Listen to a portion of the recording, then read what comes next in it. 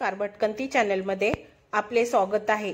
वाजत गाजत गणरायाचं विसर्जन करून ते घरी आले आणि त्यानंतर अचानक त्यांच्या लक्षात आलं की गणपतीच्या मूर्तीवर घातलेली खरी सोनसाखळी गणपती बरोबरच विसर्जित केली। त्यानंतर जो ड्रामा सुरू झाला तो पुढे 10 तास सुरू होता। या साऱ्या प्रकरणात संपूर्ण तलाव उपसण्यापासून ते थेट स्थानिक नेत्यांपर्यंत सारा गाव गोळा झाला। या साऱ्यांचा शेवट कसा झाला पाहूयात। हा सर्व प्रकार घडला कर्नाटकमधील बंगळुरूमध्ये। या ठिकाणी रामय्या आणि उमादेवी या जोडप्याने 1.5 दिवसाच्या घरगुती गणपतीचं विसर्जन केल्यानंतर त्यांच्या लक्षात आलं की त्यांनी बाप्पांच्या मूर्तीवर चढवलेली खरी सोनसाखळी विसर्जन करताना काढलीच नव्हती। या सोनसाखळीची किंमत 4 लाख रुपये इतकी असल्याने घडलेला प्रकार समोर आल्यानंतर दोघांच्या पायाखालची जमीनच सरकली।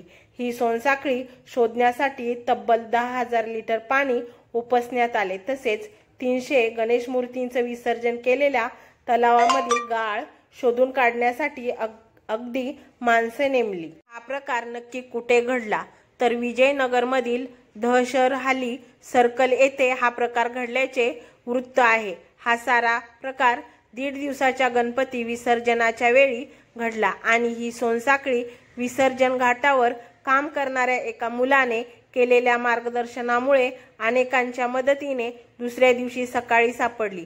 गणपतीच्या मूर्तीवर विसर्जनाच्या वेळी फुलांच्या माळा आणि इतर सजावट तशीच ठेवण्यात आल्याने ही खरी सोनसाखळी काढली नाही हे रामय्या आणि उमादेवी यांना विसर्जन करून घरी गेल्यानंतर समजलं। आपण सोनसाखळीसहित गणरायाच्या मूर्तीचे विसर्जन केल्याचं लक्षात आल्यानंतर या दोघांनी तातडीने या कृत्रिम तळ्याकडे धाव घेतली।